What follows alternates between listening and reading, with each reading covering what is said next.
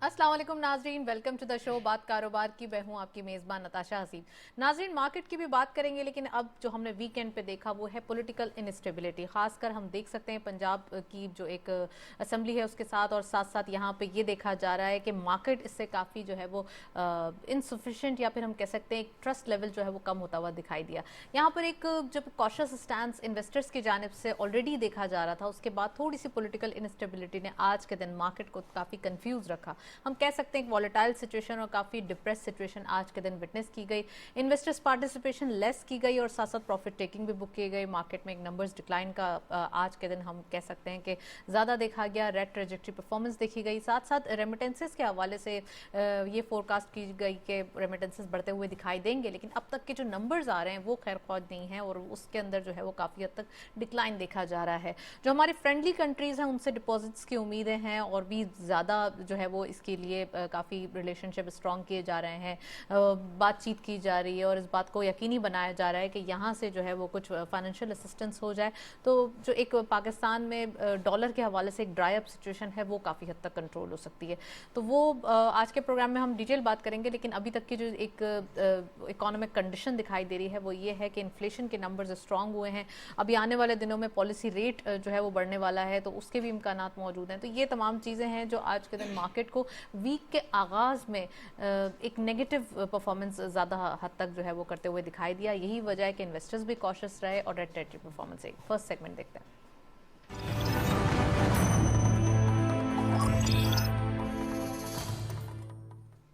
अच्छा वालों कौन डेली हाइलाइट्स। आज की मार्केट की परफॉर्मेंस देखते हैं। 40,323.45 के लेवल पर मार्केट ओपन हुई।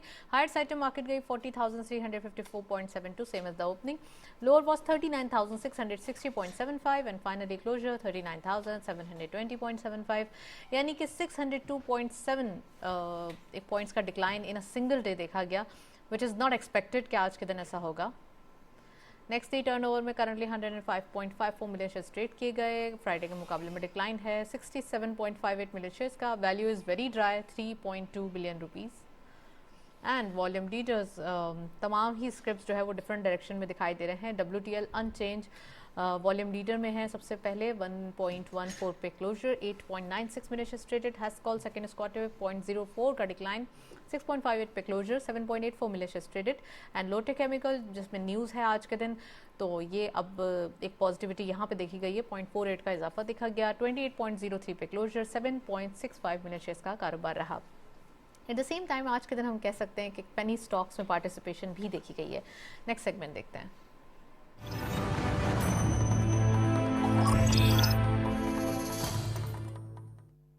टॉपिक ऑफ द डे में आज हम बात करेंगे, रशिया की टीम है, तकरीबन 80 मेंबर्स हैं, वो यहाँ पर आ रहे हैं 17 को, यानी कि कल के दिन। पाकिस्तान के साथ जो गैस के हवाले से और पेट्रोलियम के हवाले से जो डीलिंग है वो भी आगे उसको भी एक पुशअप मिलेगा, और साथ साथ हम कह सकते हैं एक अच्छी चेंज देखी जाएगी in the need of financial assistance. Pakistan के लिए बहुत इंपॉर्टेंट विजिट होगा, आज हम वो डिस्कस करेंगे। जो गैस पाइपलाइन का एक इशू बहुत अरसे से पेंडिंग है उसको भी जो है वो टैप किया जाएगा। स्टेट बैंक ऑफ पाकिस्तान ने फैसिलिटेट किया है आईटी एक्सपोर्टर्स को, डिफरेंट एक्सपोर्टर्स को भी किया है, लेकिन आईटी को इसलिए भी किया है कि आईटी हमारे लिए एक गेम चेंजर साबित हो सकती है।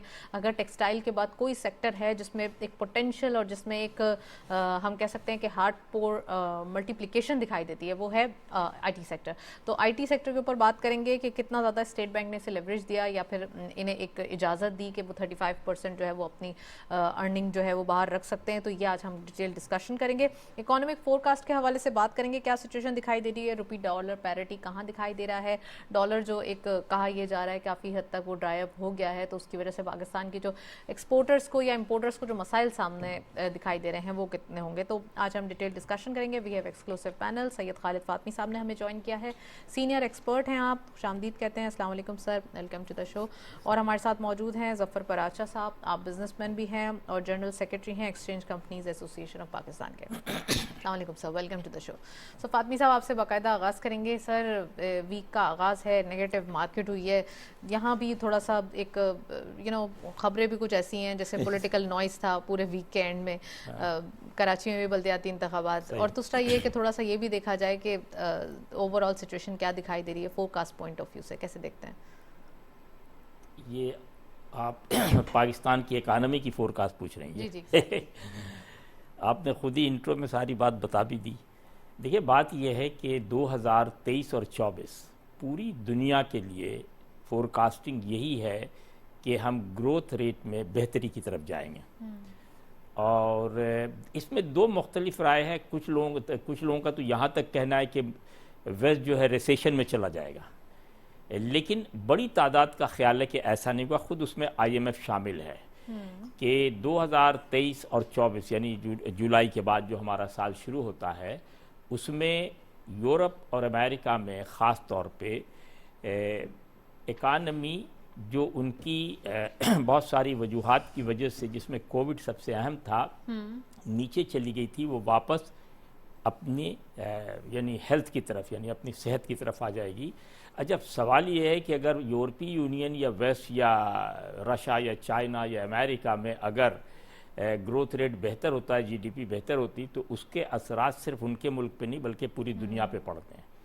हम लोग ज़रा स्लो इकनॉमिक डेवलप्ड कंट्रीज़ हैं, यानी हमारा भी उसमें शुमार है। तो हमारे यहाँ चूँकि फ़ायदा भी है नुकसान भी। फ़ायदा ये है कि चूँकि हमारी रफ्तार स्लो है तो हमारे डैमेजेस भी स्लो होते हैं। नुकसान ये है कि हमें फास्ट दुनिया में फिर हम मुकाबला नहीं कर पाते। बहुत सारी वजह है इसमें। जो सबसे अहम 2-3-4 बातें हैं जो हम लोग बार बार डिस्कस करते हैं, वो यही है कि ये तो है कि मुल्क क्राइसिस से गुज़र रहा, मुल्क पॉलिटिकल टर्मोइल से गुज़र रहा, लेकिन क्या बिल्कुल इसी तरह कि अगर घर में कोई आफत आ जाए तो क्या खाना पीना बंद तो नहीं होगा ना? बच्चे भी जा रहे होंगे स्कूल, खाना भी। तो हमें ड्रास्टिक चेंज की ज़रूरत है, हमें out of the box planning की ज़रूरत है।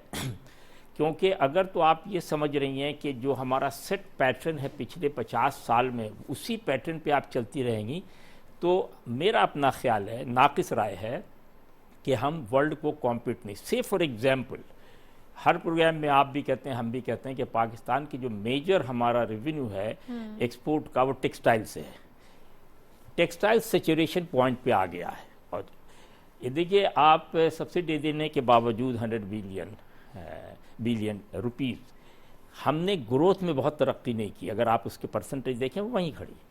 अच्छा, ये वो वक्त होता है जब कौमें ख़ास तौर पे और हुक्मरान या जो उनके पढ़े लिखे इकोनॉमिस्ट हैं, वो ये फैसला करते हैं कि लेट अस डाइवर्ट, अब यहाँ से कोई और रोड पकड़ें, यहाँ से कोई और हाईवे लें जहाँ से हम मंजिल की तरफ आसानी से पहुँच जाएं। उसमें अभी आपने खुद ही जिक्र किया, IT is very important. IT 2013 और 2022 के दौरान जो डेवलपमेंट हुई है, 800 मिलियन से 2.6 बिलियन जाना बिजनेस, ये इस बात की गवाही है कि अनदर 10 साल में हम $8 बिलियन इस फील्ड में कमा सकते हैं, जो बहुत बड़ी रकम।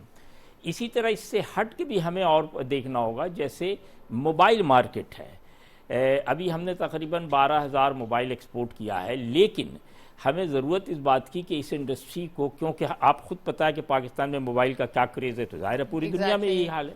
तो हमें ज़रूरत इस बात की है कि उसके लिए जो कॉम्पिटेंट है, उसके लिए जो रॉ मटेरियल, उसके लिए जो चीज़ें आनी हैं, उसमें गवर्नमेंट कुछ हट के इतनी आसानी दे कि जो मैन्युफैक्चरर हैं वो बनाने के बाद उसको एक्सपोर्ट करके पैसे कमाएं। तीसरी अहम चीज़ ये है कि जो हमारे यहाँ रिफाइनरी है, ये बहुत इम्पॉर्टेंट है, क्योंकि हम बहुत बड़ी रकम फॉरेन एक्सचेंज में इंपोर्ट पे ज़ाया कर रहे हैं। ज़ाया तो नहीं कर रहे, खैर मंगवा रहे हैं बहरहाल क्रूड फॉर्म में। तो अगर तो हम रिफाइनरी में चले जाएंगे, अगर उस सेक्टर मुश्किल है, बड़ी है, लेकिन नामुमकिन नहीं है जी। लॉन्ग टर्म प्लानिंग में 5 साल 10 साल में, तो आप यकीन करें कि वो बहुत बड़ी रकम जो हम एक्सपोर्ट पे, यानी हम जो इंपोर्ट पे फॉरेन एक्सचेंज में दे रहे हैं, वो रकम बचा लेंगे। तो इस वक्त सारा खेल ये है पाकिस्तान में, वो आपने पहले इंट्रो में कहा, वो ख़तरनाक चीज़ है कि भाई पॉलिटिकल इनस्टेबिलिटी है, वो तो अब उसमें तो हम कुछ नहीं कर सकते, बल्कि कोई भी इकनॉमिक्स नहीं कर सकता, सिवाय ये कि वो मशवरा दे सकता है।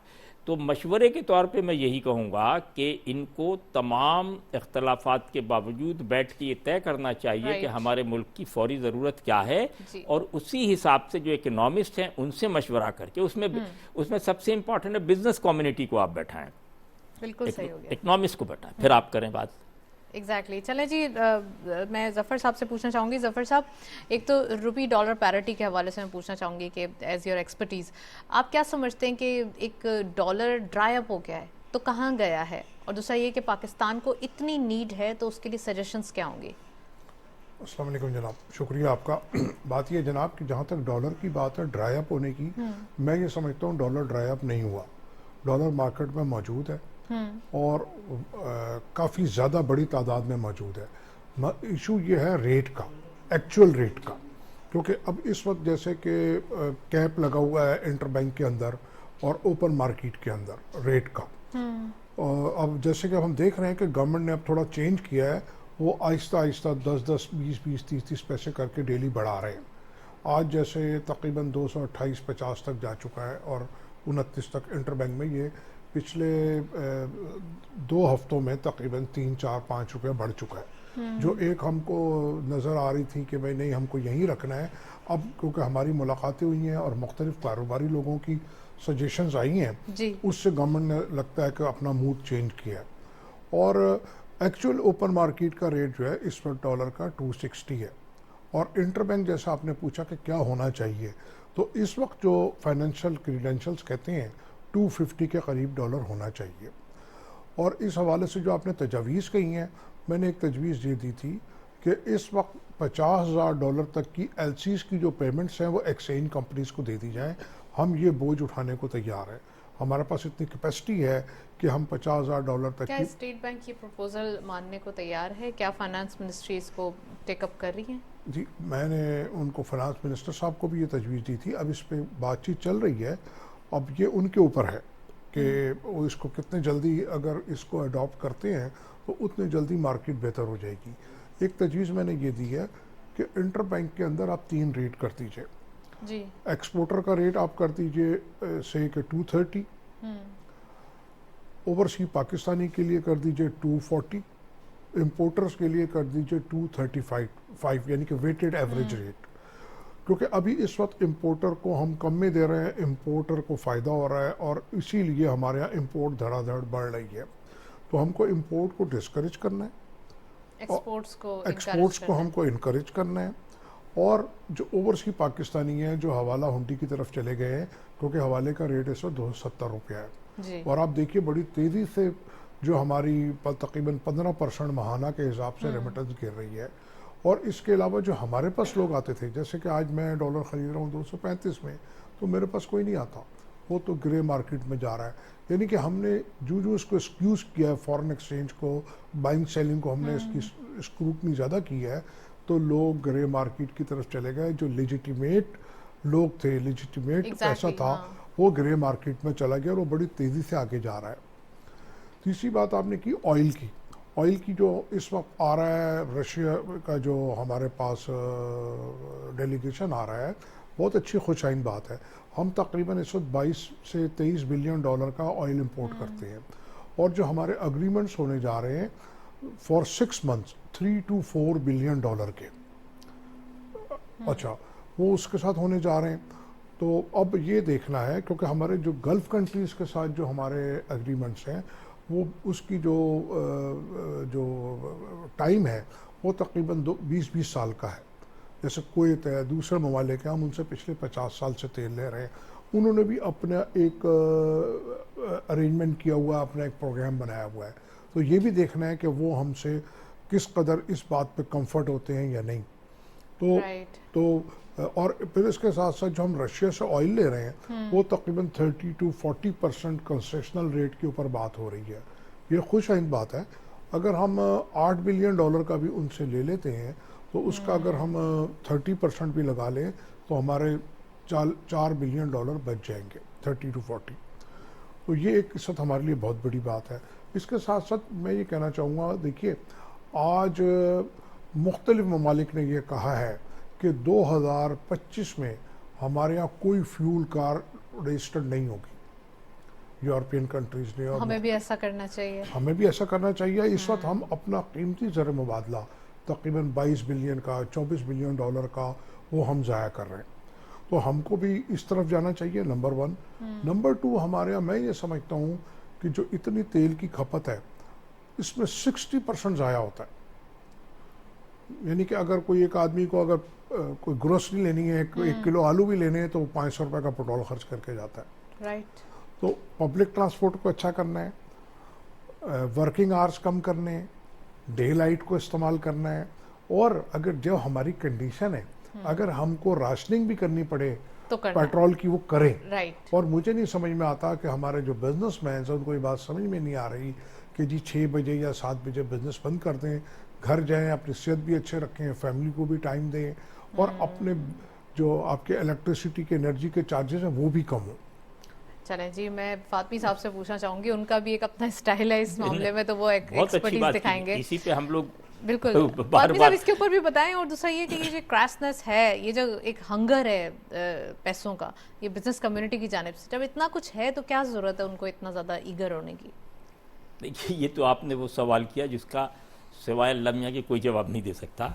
जिसके पास जितना है उतना ही वो ज़्यादा चाहता है। ये बिल्कुल एक ऐसा फ़लसफ़ा है जिस पे हम कोई कुछ नहीं कर सकते। सिर्फ बात ये है कि इसमें तब्दीली कब आती है, जब आपके रहनुमा, आपके उलमाए कराम, आपके जजेस, आपके प्रोफेसर्स, जब वो अपना रंग तब्दील करते हैं तो आप अपना रंग तब्दील करते हैं। ऐसा दुनिया में नहीं हुआ है कि बड़े लोग अगर अपना स्टाइल नहीं बदलेंगे तो आम आदमी, दुनिया की जो कौमें तरक्की करती हैं, हम लोग उसमें सबसे सरे फहरिस्त हैं मुसलमान की हैसियत से। जी। जिन लोगों ने हमें तरबियत दी थी वो वही लोग थे जो पहले खुद अमल करते थे, बल्कि उसके लिए वो जुमला कहते थे कि वही कहो दूसरे से जिस पे तुम खुद अमल। आपने जो बात कही ग्रीड की, ये हमारे सोशल सेटअप की पैदावार है, क्योंकि आप एक पूरा निज़ाम इस तरह डेवलप कर रहे हैं। आप तो बहुत छोटी, ये भी छोटे हैं। आज से 20-30 साल पहले आप यकीन करें कि मेरा नहीं ख्याल कि कराची में ऐसी कोई भगदड़ थी। बड़े बड़े लोग, बड़े बड़े ग्रेड 20 और 19 के लोग बसों से आते थे, चलते थे, फिरते थे। दो बातें हैं, एक तो ये कि जो पब्लिक ट्रांसपोर्ट है ये आप सही करें, बिल्कुल इन्होंने प्राचा साहब ने बहुत सही बात की कि आप करें ताकि लोग चलने लगे। हो ये रहा था कि जैसे जैसे आपने यहाँ से सख्ती की वैसे वैसे वो क्लास खुद ब खुद पैदा हुआ। इसी तरह जैसे इन्होंने कहा शाम में 6 बजे, मैं बिल्कुल एग्री करता हूँ कि कोई सरपैर नहीं कि रात को 1 बजे तक आप कारोबार करें। रात को 2:30 से 3 बजे तक सारे कैफेज खुले रहते हैं। मेरी समझ में आज तक नहीं आता ये कौन सी मखलूक है, लेकिन आपने ये एक दिन में नहीं किया, ये ग्रेजुअली किया है, तो फिर आपको ग्रेजुअली वापस लाना होगा।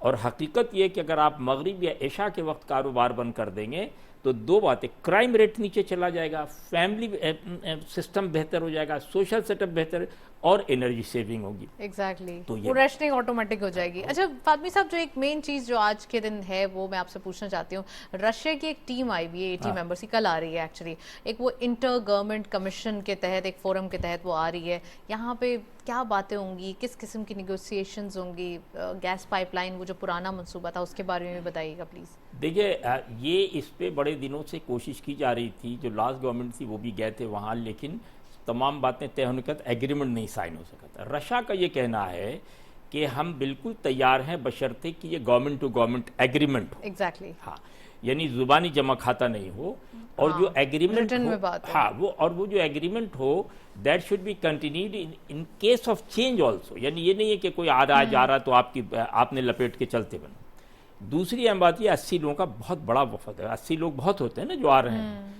अच्छा, आपकी तरफ से एयाज सादिक साहब वो हैं, उसके हेड हैं जो डिस्कशन के, लेकिन बुनियादी तौर से अगर आपको याद होगा हमने प्रोग्राम में किया था, महीने 1.5 महीने या 2 महीने पुरानी बात है, जब मुसद्दिक मलिक साहब वहाँ से आए थे, उन्होंने खुशखबरी दी थी कि हमारी बातचीत बहुत कामयाब हुई है और वो बहुत कंसेशनल रेट पे देने को तैयार। कंसेशनल रेट पे वो नहीं देंगे, मैं आपको बता दूं, दे ही नहीं सकते। उसकी वजह ये है कि G7 की जो इंस्ट्रक्शन है वो इतनी सख्त है, पाबंदियाँ इतनी सख्त हैं कि $60 फी बैरल से नीचे वो नहीं जा सकते हैं। वो एकोमोडेट कर देंगे, किसी तरीके से कंपलसेट कर देंगे, गैस के अंदर कर देंगे, किसी तरह कर देंगे। एक बात। दूसरी बात ये है जो हमारा उनसे मेन इशू है वो ये है कि हमारा बहुत बड़ा, हम मकरूज हैं उनके बहुत बड़ी रकम के, ऑलमोस्ट 39 बिलियन के हम मकरूज हैं। हम ये चाहते हैं कि 93 मिलियन उनको अदा कर दें और बाकी बिजनेस में एडजस्ट कर लें। फातमी साहब, यहाँ मैं आपको पॉज करूंगी, एक ब्रेक की जानिब चलते हैं, स्टे ट्यून्ड।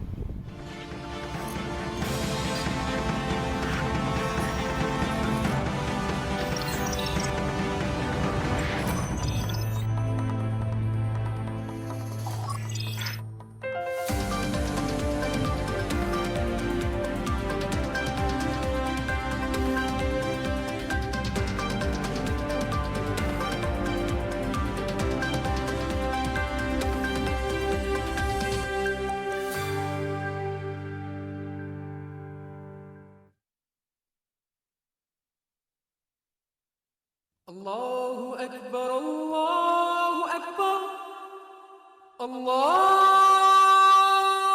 أكبر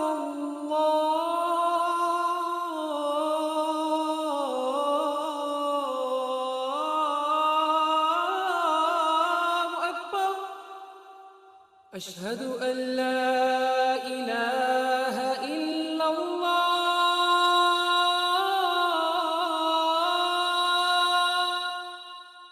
أشهد أن لا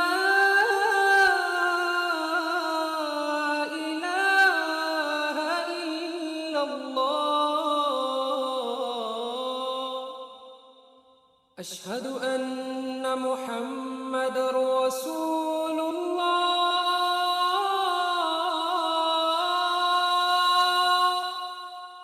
أشهد أن محمد رسول الله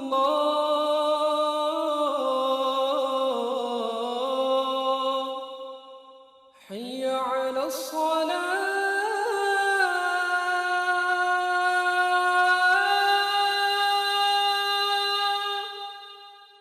حي على الصلاة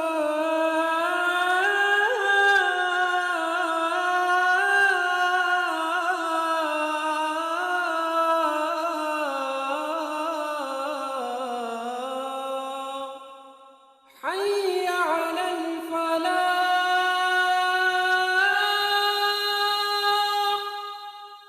حي على الفلاح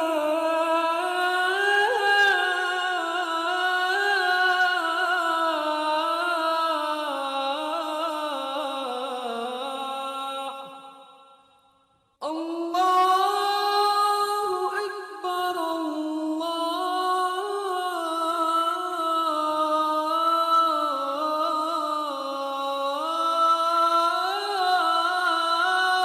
أكبر لا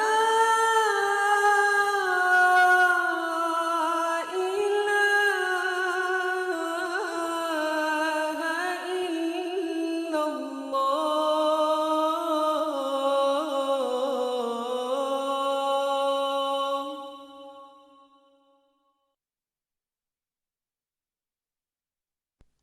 اللهم صل على محمد وعلى آل محمد كما صليت على إبراهيم وعلى آل إبراهيم إنك حميد مجيد اللهم بارك على محمد وعلى آل محمد كما باركت على إبراهيم وعلى آل إبراهيم إنك حميد مجيد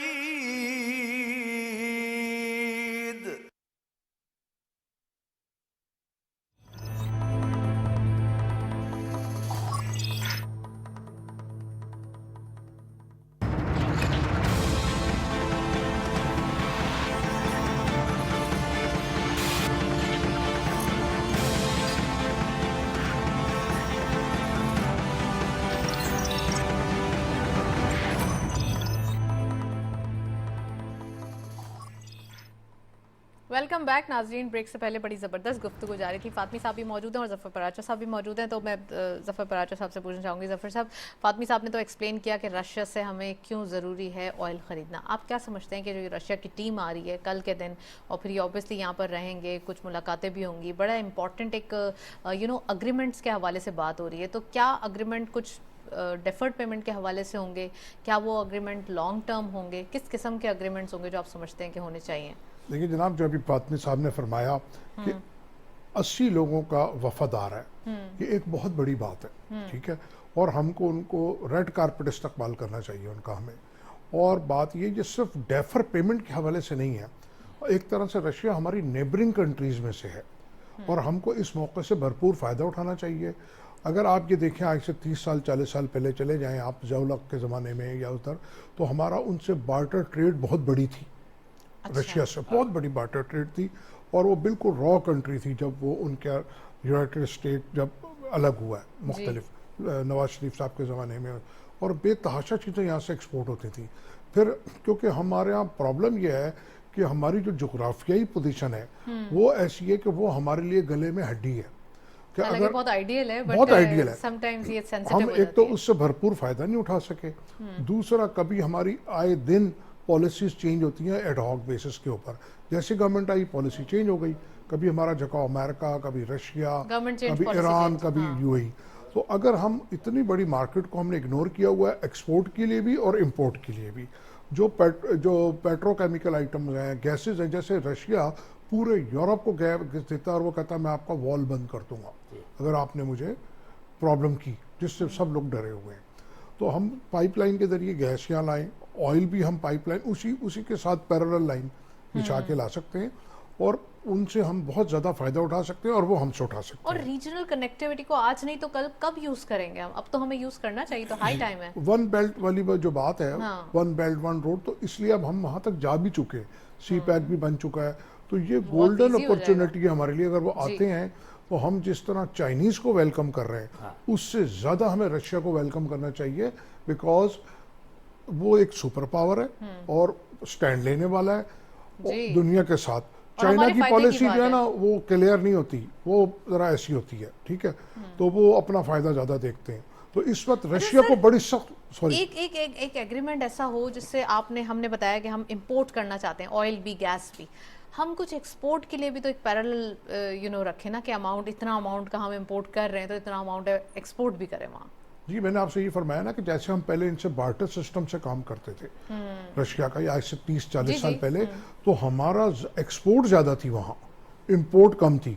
अगर आप फिर मैं ये कहूँगा तो आप तो बहुत छोटी हैं, ये अगर आप 90s के ज़माने में चली जाएं तो जहाज़ भर भर के रशिया के लोग यहाँ आते थे और जहाज़ भर के सामान लेके जाते थे, टूरिस्ट, हर तरफ रशियन टूरिस्ट होता था। तो अगर आप ये देखें तो वो मार्केट अभी भी रॉ है। हम अगर हम उनसे बार्टर पे भी चले जाएं तो बहुत अच्छा हो जाएगा। तो हम पैरेलल हो, यानी कि हमारा उनका एक ही लेवल होगा, कोई ऐसे नहीं होगा। जबकि यूरोप वगैरह और वो हमसे बहुत आगे और उनके पास एक्सपोर्ट करने वाले बहुत ममालिक हैं। और इस वक्त की जो सूरत हाल है रशिया की, उसको ट्रेड भी चाहिए और उसको सपोर्ट भी चाहिए पॉलिटिकली, क्योंकि इस वक्त बिल्कुल वो तनहा हुआ है। तो वो आपसे सिर्फ कारोबार करने नहीं आ रहा, वो आपसे रिलेशनशिप बनाने भी आ रहा है, जो वो इतने अरसे हमसे दूर रहा है इंडिया की वजह से। अब उस पर यह हकीकत खुल गई है कि इंडिया उसका दोस्त नहीं है, इसलिए कि वो अपना फ़ायदा देखता है। वो चाइना से भी सही है, अमेरिका से भी ठीक है, और रशिया से भी कब से बेइंतहा सस्ता तेल ले रहा है, क्योंकि हमारी उनकी रिलेशनशिप इतनी अच्छी नहीं थी, तो हम इसलिए उनसे ऑयल नहीं ले सके due to American pressure, gulf pressure मुख्तलिफ, क्योंकि हमारी इकोनॉमिक कंडीशन ठीक नहीं है। और इस हाई टाइम में जब अभी हमें इकोनॉमिक एक सेंसिटिविटी भी है, तो उस वक्त के लिए आप समझते हैं कि ये राइट डिसीजन होगा? राइट टाइम पे राइट डिसीजन होगा। नंबर 2, आपने जो कहा आईटी का, तो वो मैं आपकी नॉलेज में लाना चाहता हूँ। इस वक्त एक असेसमेंट है कि 2 से $2.5 बिलियन की जो हमारी एक्सपोर्ट है वो इनफॉर्मल है, वो फॉर्मल चैनल से पेमेंट नहीं आ रही। तो स्टेट बैंक ने जो सर्कुलर निकाला है, राइट टाइम पे राइट डिसीजन है। उन्होंने अच्छी इस वक्त उनको सहूलत दी है कि आप अपनी अमाउंट्स का 35% अपने पास रख सकते हैं और उसको जैसे चाहे इस्तेमाल कर सकते हैं स्पेशल डॉलर अकाउंट के अंदर। और इसी तरह अगर हम, और हमारे पास बहुत सेक्टर्स हैं जो इनफॉर्मल एक्सपोर्ट करते हैं, जैसे कि मैं केपीके की छोटी सी मिसाल दूंगा, पिशौरी चप्पलों की। मैंने वहाँ 4 सद्दा वगैरह मार्केटों में देखा है, लाखों पीसेस महीने के जाते हैं, लाखों पीसेस, और वो सिर्फ टीसीएस से जा रहे हैं और उनकी कोई एक्सपोर्ट नहीं है, कोई वो फॉर्मल चैनल से एक्सपोर्ट नहीं हो रही। इसी तरह हमारा हैंडीक्राफ्ट है, हमारा ये आईटी है, हमारा सॉफ्टवेयर है, इतने बड़े बड़े हमारे यहाँ सॉफ्टवेयर हाउस बन चुके हैं लेकिन वो इनफॉर्मल है। अगर आप उनको फिर फॉर्मल पे लाएंगे ये एक अलग डिबेट हो जाएगी, लेकिन मैं पूछना चाहूँगी कि अगर आप उन जो जितनी एक्सपोर्ट्स है एसएमईज के थ्रू ही है, ये एक छोटी है, तो अगर इसको हम फॉर्मल चैनल्स के थ्रू लाएंगे तो फिर ये क्या डिस्करेज तो नहीं होगी कि थोड़ा बहुत इनका साइज या जो जिस हिसाब से ये जाइंट साइज बनता जा रहा है ये डिस्करेज हो जाए? नहीं, ये डिस्करेज नहीं होगा। उनको एक पॉलिसी चाहिए, वन विंडो ऑपरेशन चाहिए। वो लोग डिस्करेज होते हैं गवर्नमेंट के मुख्तलिफ डिपार्टमेंट से, और उनको इंसेंटिव चाहिए। अभी जैसे मैंने आपसे कहा, बहुत से आइटम में लोग जो बजट टीसीएस बेचते हैं बाय एयर, और आप देखिए ना उनको कितना बड़ा खर्चा आता है। फ्रेट अगर बहुत वो ज़्यादा पड़ फ्रेट जाता है। अगर वही कंटेनर से जाए, उनके डोर स्टेप पे मिल रहा हो चीज़ें, और जैसे कि हमारा एक आरडीए है, राशन डिजिटल जी, अकाउंट, इसी तरह एक अकाउंट उनका बना दिया जाए, सॉफ्टवेयर उनको दे काइंड दिया ऑफ जाए, B2B मार्केट करने के लिए। B2B मार्केट कर दें। और आप देखिएगा कि इस वक्त भी देखिए ना, अगर हम बिटकॉइन की बात करते हैं तो एक रफ एस्टिमेट है कि हमारे 10 से 12 बिलियन डॉलर की इन्वेस्टमेंट है पाकिस्तानियों की। एग्जैक्टली, बट स्टेट बैंक ने अभी तक उसे ऑफिशियली तो अनाउंस नहीं किया है ना, जब तक वो ऑफिशियली नहीं हो सकता तो वी बिल्कुल, कैन। देखिए वो एक अच्छी बात है उन्होंने ऑफिशियल अनाउंसमेंट की, क्योंकि Cryptocurrency उसके में, पीछे हाँ। कोई गारंटी नहीं है। देखिए Exactly. कोई भी करेंसी होती है ना, उसके पीछे गारंटी होती है, उसके पीछे कोई गारंटी नहीं है। वो ऑफशोर टाइप की चीज़ें हैं, उसको वो स्टेट बैंक बेहतर समझता है। और लेकिन फिर मैं अगेन कहूँगा कि बहुत सारे ममालिक ने उसका एक्सेप्ट चलिए, किया मैं हुआ है। क्रिप्टो करेंसी पे एक डिटेल प्रोग्राम करूंगी, लेकिन अभी थोड़ा मैं टॉपिक पे आना चाहती हूँ। तो फातमी साहब प्लीज़ आईटी के हवाले से बताएं कि आईटी में बहुत पोटेंशियल है, पाकिस्तान में फ्रीलांसर्स की भरमार है, यंगस्टर्स के अंदर ये बहुत ज़्यादा एक शौक है कि वो आईटी में कुछ ना कुछ करना चाहते हैं, अपना करियर बनाना चाहते हैं। सॉफ्टवेयर डेवलपिंग एक नई एक एरा है, क्या समझते हैं आप, ये कितना इंपॉर्टेंट है पाकिस्तान के लिए? बहुत इम्पोर्टेंट। मैंने आपसे शायद अभी पहले कहा कि 2013 में 800 मिलियन रेवेन्यू था, इससे इस वक्त 2.6 बिलियन पे चले गए हैं। और जनरल फोरकास्ट ये है लोगों की कि अनदर 10 साल में हम 8 बिलियन पे चले जाएंगे, जो बहुत बड़ी रकम है। और इसमें जो अभी इंसेंटिव दिया है स्टेट बैंक ने 35% का, बहुत अच्छा है। लेकिन उसमें अगर आप एक क्लॉज देखें, उसमें है मार्च तक के लिए दिया उनको। जी हाँ, ये वाली बात ज़रा वो है। ये देखिए, ये होता क्या है इससे, जब आप इस they are seeing just the size of freelancers के वो देख रहे हैं कि नहीं, देखिए ये नहीं, जब भी आप कोई चीज़ देते हैं और ये कहते हैं कि भाई ये सिर्फ 2 महीने के लिए, तो फिर यहाँ से बहुत सा 2 महीने तो पाकिस्तान में नॉर्मल प्रोसेस में लग जाते हैं टू ओपन एन अकाउंट फॉरन के। अच्छा, अब देखिए ना, स्टेट बैंक ने सारे बैंक से कहा है कि आप लोग बाकायदा लोगों को ट्रेनिंग दें, अपना स्टाफ रखें जो फॉरेन एक्सचेंज को डील कर है ना। आपके ख्याल में कि that will take a week ना, it will take a month. 2 महीने तो फिर ऐसे ही गुजर जाएंगे अच्छा, तो बातचीत इसलिए मैं कह रहा हूँ कि ये सब वो पॉलिसी जो कहा भाई शुरू हो गई, जाइए पैसे लगाइए भेजिए, एक बात, क्योंकि ये बहुत अच्छी है। उससे सबसे बड़ा फ़ायदा ये है कि जो वो एक्सपोर्ट कर रहे हैं या इंपोर्ट कर रहे हैं, दोनों हवालों में उनके पास ये 35% है कि वो अपना बिल खुद पे कर सकते हैं। ये बहुत बड़ा इंसेंटिव। राइट।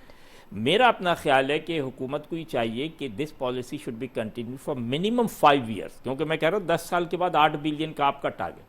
दूसरी बात, ये जो मोबाइल फ़ोन है ये उसी में आ जाता है, इस कॉल सेंटर उसी में आ जाता है, हार्डवेयर उसी में आ जाता है, सॉफ्टवेयर उसी में आ जाता है। हम लोगों के पास इस वक्त, आप हैरान होंगी कि हार्डवेयर की एक्सपोर्ट बहुत ज़्यादा है, क्योंकि हार्डवेयर में ये हो रहा है कि हम पूरी दुनिया से कचरा मंगवाते हैं, यानी स्क्रैप मंगवाते हैं। और हमारे पास बच्चे हैं, पूरी मार्केट यहाँ और लाहौर में आप जाके देख लें, पूरी मार्केट जहाँ बच्चे हार्डवेयर को रिकंडीशन करते हैं, सही करते हैं, जैसे जापान में गाड़ियाँ होती हैं।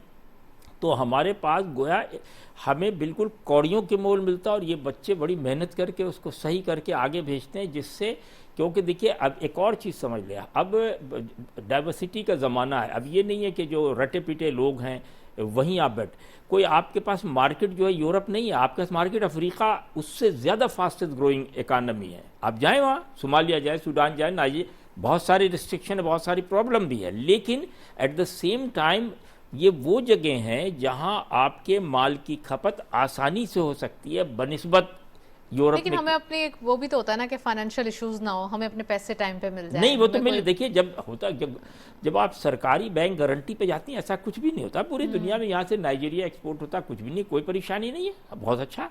आपको सिर्फ नज़र रखनी है कि भाई आप जो माल, जो आपका क्लाइंट है वो सही है। ये आईटी को इनको इनकरेज करना चाहिए, इसमें पॉलिसीज़ को ज़्यादा लंबा करना चाहिए, परमानेंट करना चाहिए, और फॉरेन एक्सचेंज अकाउंट खोलने के लिए और आसानी देनी चाहिए लोगों को।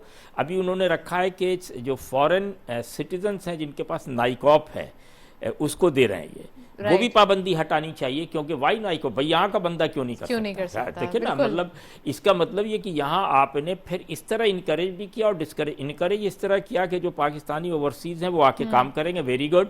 डिस्करेज इस तरह किया कि जो लोकल बच्चे, आप बताइए यंगस्टर, अगर उस मैं आपको बहुत टेक्निकल बात कहूँ कि जो बच्चा बाहर निकल गया उसको तो दिलचस्पी नहीं यहाँ से, अरे अब यहाँ के बच्चों को देना ताकि वो इनकरेज हों, वो कहें भाई बाहर नहीं जाना, हमें बड़े आराम से हम बैठे, वो तो कनाडा के इमिग्रेशन के चक्कर में लगा हुआ है, तो आप क्यों करेगा यहाँ?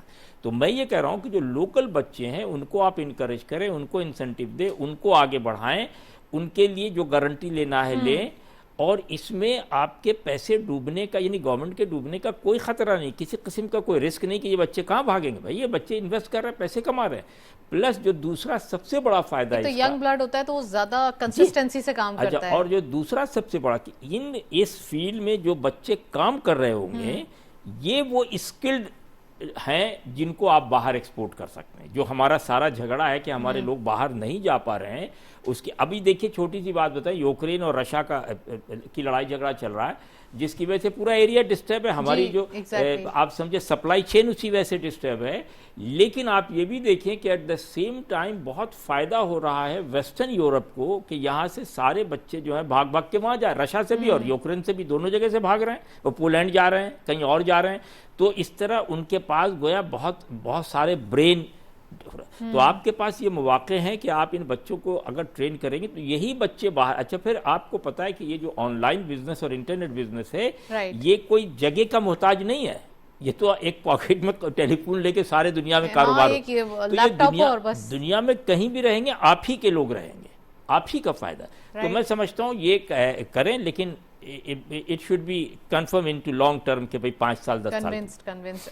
जफर पराचा साहब प्लीज़ इसके ऊपर कमेंट कीजिए कि एक तो यहाँ पर ये देखा जा रहा है कि पॉलिसी रेट 23 को जो स्टेट बैंक ने स्केड्यूल दिया है, उस स्केड्यूल के मुताबिक 23 को अनाउंसमेंट होनी है। जो डिफरेंट एनालिटिकल व्यूज़ आ रहे हैं वो बहुत ज़्यादा उसमें ये देखा जा रहा है कि नेगेटिविटी, यानी कि 200 बिप्स या 100 बिप्स लाजमी बढ़ाए जाएंगे। इसके ऊपर प्लीज़ कुछ बताइए, लेकिन मैं आपसे पूछूंगी इस सेगमेंट के बाद।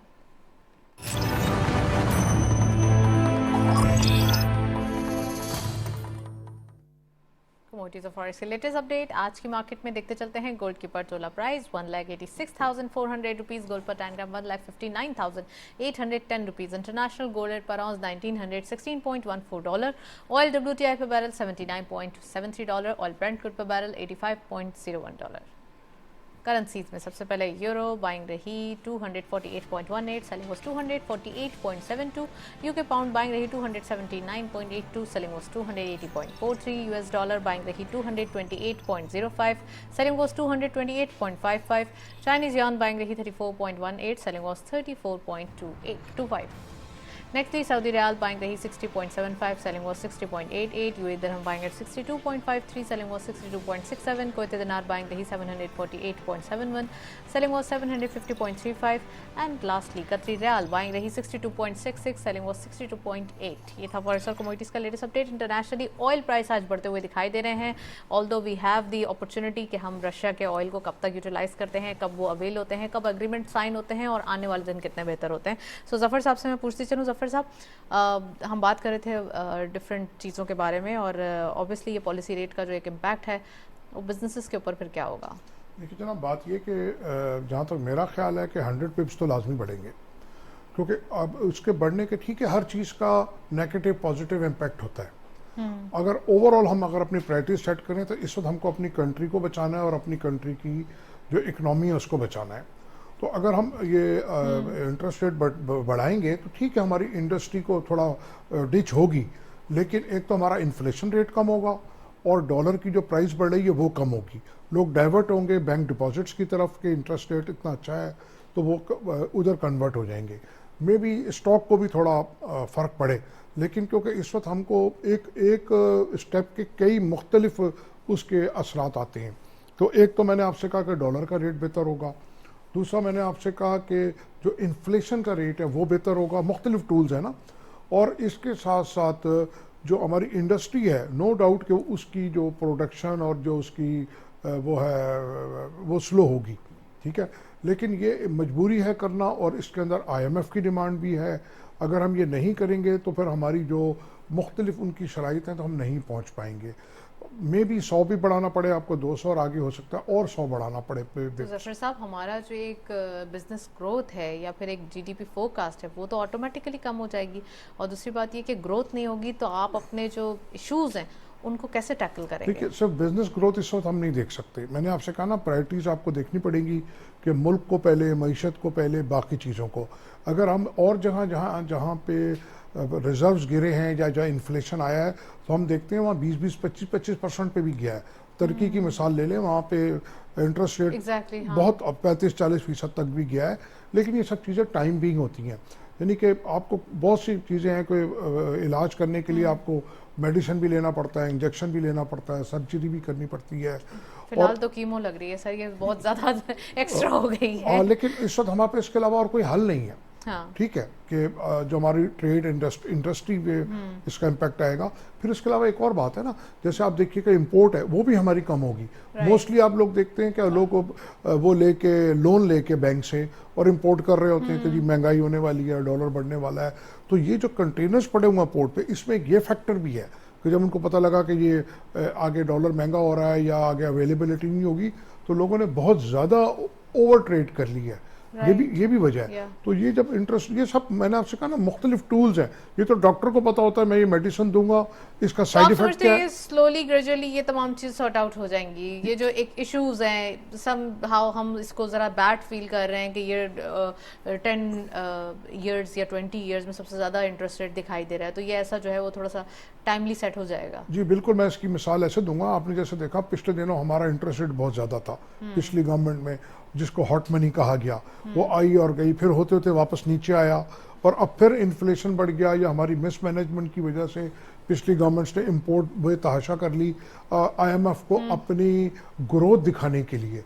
क्योंकि इंपोर्ट जब हमने बढ़ाई तो हमारे रेवेन्यूज बढ़े, इसलिए बढ़े ना। अब हम जब अपनी इंपोर्ट कम करेंगे तो अब जो हमारा शॉर्टफॉल आया है FBR का तकरीबन 500 बिलियन का, तो वो यही वजह है। तो अब हमको इस वक्त हमको अपनी इकोनॉमी को स्लो डाउन करना है, उसको बूस्टअप नहीं करना। ये एक ओवरऑल हमें गाइडलाइन भी दी गई है, थोड़ा हीलिंग के लिए छोड़ना है हमें। जी उसको, ताकि चीज़ें ठीक हों, सेट हों। गवर्नमेंट को भी पता है कि जी फैक्ट्रीज बंद हो रही हैं, बेरोजगारी हो रही है, लेकिन एक तो ये इन्फ्लेशन वर्ल्ड वाइड है। हर जगह आप देखिए जो इस वक्त interest rate US central bank का है वो भी हाईएस्ट है। तो हमें अपनी हीटअप इकोनॉमी को हील अप करना है, कूल डाउन करना है। तो इसमें जो हमारी अनएम्प्लॉयमेंट जनरेट होगी उसको कैसे रिम्बर्स करेंगे? उसके लिए देखिए बहुत आसान बात है। गवर्नमेंट जैसे मुख्तलिफ प्रोग्राम है, एहसास प्रोग्राम, बेनज़ीर, BISP, हाँ, PISP, इनकम सपोर्ट, इनको हमको करना होगा और उनको डायरेक्ट कैश देना होगा। ये नहीं कि उनको लाइन में लगा के उनको हटा दिया जाए या ये दिया जाए। जैसे फूड स्टैम्प उनको अप्लाई डायरेक्ट करें। एक अच्छा प्रोग्राम है, आप उनको डायरेक्ट कैश दें और उसको आप बिल्कुल क्लियर क्रिस्टल रखें। ये नहीं कि गजेटेड अफसरों के भी बने हुए हों वो कार्ड, ऐसा ना हो। तो कहीं हमको लाइन ड्रॉ करनी पड़ेगी, कहीं ना कहीं वो हमें करना पड़ेगा। फातमी साहब प्लीज, जो पास्ट गवर्नमेंट का एक इशू है या फिर हम कह सकते हैं कि जो उनके डिसीजंस थे जो कि अब आके नेगेटिव फाइंड आउट कर रहे हैं, हम क्या समझते हैं आप कि ये कब तक हम सारी जो कॉस्ट है वो पे कर देंगे? और देखिए, अगर तो आपके यहाँ सरकारी तौर पे डिस्टर्बेंस ना हो, सबसे बड़ा तो इशू वही है ना। तो मैं नहीं समझता कि 2023 से आगे आप किसी क्राइसिस में जाएंगे, ऐसा कुछ भी नहीं है। बिल्कुल सही प्राचा साहब ने कहा कि जब भी आप इलाज कराते हैं तो थोड़ा सा तो वक्त देना पड़ता, और वो तल्ख गोलियां भी खानी पड़ती, इंजेक्शन भी लगवाना पड़ता। सबसे इम्पॉर्टेंट मेरे नज़दीक जो इस वक्त इशू है कि बाई हुक और बाई क्रुक IMF से बैठ के मसला तय कर लेना चाहिए। सर नेगोशिएशन नहीं मान रहा नहीं, आज हो गई जिस तरह वो कह रहा है उससे मान लें आप। हाँ। इस वक्त आपके देखिए है क्या, आप एक चीज़ समझ नहीं रही हैं कि जितना आप इसमें डिले कर रही हैं, इंटरनेशनली आपका इमेज आहिस्ता आहिस्ता ख़राब हो रहा है, और वो लोग जो दूसरे ममालिक आपको पैसे दे रहे हैं वो भी उनसे अब पूछ रहे हैं। ये बड़ी ख़तरनाक अलामत है जिसके मैं फेवर में नहीं हूँ। मैं ये कह रहा हूँ कि आप IMF से बैठें, उससे कह भाई जो शराइत, क्योंकि वो कोई नई शर्त तो नहीं दे रहे हैं ना जी, वही तमाम शराइत है जिस पे आप पहले हाँ कर चुके हैं। एक चीज गैस के टैरिफ हैं, वो हमारे हाँ, इंटरेस्ट देखिए, रेट है, वो आपको हमारे करना होगा, एफबीआर देखिए, टारगेट्स हैं। क्योंकि ये तो देखिए, ये तो आप में इतना दम है कि आपने कहा भाई जाइए आप तशरीफ ले जाइए, मैं खुद करूँगा, तो नहीं कर सकते ना, आपके पास नहीं है, Right. You have no other choice. तो बेहतर ये है कि as soon as you come to some conclusion agreement, आप यकीन करें आजा बोझ तो आपकी इकानमी से ऐसी उतर जाएगा इंटरनेशनली कि भाई IMF से आपका हो गया मसला हल हो गया, नो लेट अस प्रोसीड। दूसरी बात, आपको एनर्जी सेक्शन पे पूरा काम करना होगा, सेक्टर पे काम करना होगा, कंट्रोल करना होगा। तीसरी बात, कर्जों को कंट्रोल करना होगा, जो कर्जे आपके खसारे और कर्जे उसको कहीं ना कहीं से कर्टेल करना होगा, रोकना होगा। तो मैं नहीं समझता कि उसके बाद, और चौथी बात जो आपकी है कि एक्सपोर्ट बढ़ाना, ये 4 अगर आपने कर दिया तो राइट, जफर साहब आप कुछ कहना चाह रहे हैं, वन मैं लाइनर ये प्लीज। कहना चाह रहा हूँ हाँ। कि जो टैक्सेस की बात है, हमारे अलमिया ये है कि हमारा जीडीपी का सिर्फ 13% टैक्स हम लेते हैं, जी। और जो हमारा जीडीपी का 80% हम जो है ना, अगर आप देखें जो हमारी पैरेलल इकोनॉमी है 80% पे चली गई है, और वो 80% हम खर्च कर रहे हैं जो इम्पोर्ट कर रहे हैं चीज़ें। ठीक है। तो हमको अपने एक्सपेंडिचर्स नीचे लाने होंगे, और Right. जो मैंने आपसे कहा कि गरीब आदमी को डायरेक्ट वो देना होगा, और जो एलीट क्लास या मुख्तलिफ हमारी जो फैसिलिटीज़ हैं वो उनको कम करना होगा, उनको मैनेज करना होगा। तो IMF के पास जाए बगैर कोई गुजारा नहीं है। IMF की जो डिमांड्स है वो दिन ब दिन बढ़ेंगी, जितनी आपकी इकोनॉमी वीक होगी जी, जितना हम कंट्रोल उन्होंने करेंगे ये उतना देखना है अच्छा ना होगा। कि आप ये पैसे लेके देंगे कैसे। तो वो यही उनको आसान नजर आता है कि जी ये बिल बढ़ा दें, ये कर दें। गवर्नमेंट यूं इसके ऊपर रिलेक्टेंट है कि गरीब आदमी मर जाएगा, वो नहीं तो गवर्नमेंट के लिए मानना उसको तो भी बहुत रिलीफ आसान है। देना, ये बड़ा एक चैलेंज है sir. We are running out of time. Thank you so much Zafar Paracha साहब, thank you so much Fatmi साहब ने ज्वाइन किया। ओवरऑल आज के दिन हमने डिस्कशन की, रशिया का एक ग्रुप जो है वो कल आ रहा है, होपफुली यहाँ पे एक अग्रीमेंट साइन होगा, तो वो उसके ऊपर डिटेल हम प्रोग्राम्स भी करेंगे। साथ साथ इकोनॉमी की जो फोरकास्ट है ऑब्वियसली वो सबके सामने है, हमें थोड़ा सा अपनी राशनिंग पे, अपनी सेविंग को जो है वो सामने लाना है, और साथ साथ पाकिस्तान के लिए दुआ भी करनी है कि ये हालात जल्दी गुजर जाएं। That's it. इसी नोट पर प्रोग्राम को वाइंड अप करेंगे। इजाजत दीजिए, अल्लाह हाफिज़।